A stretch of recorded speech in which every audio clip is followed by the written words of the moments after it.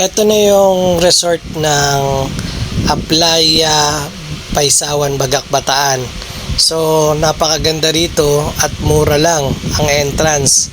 Kung titignan niyo yung buhangin, pinong-pino yan. Saka white sand na rin.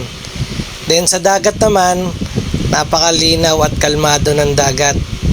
Kaya saktong-sakto to sa mga gustong mag-outing. Mura na, maganda pa, kaya sulit na sulit to sa buong maghapon namin. Kalmado lang yung dagat. Saka napakatahimik dito. Makakapag-relax ka talaga.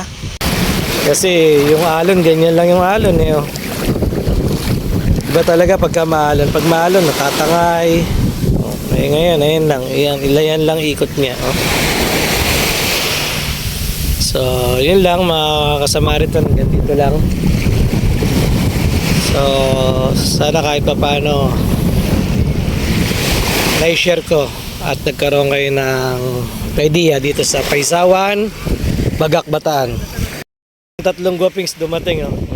Si Eric, si Jugs, saka si Jigs. Kaya na. Ang entrance po rito, 100 day tour. 200 pesos po yung overnight. Sa 10 pitching naman po 300. For 10 po overnight na po yun. Kaya po sulit na sulit dito sa Paisawan, Bagak, Bataan.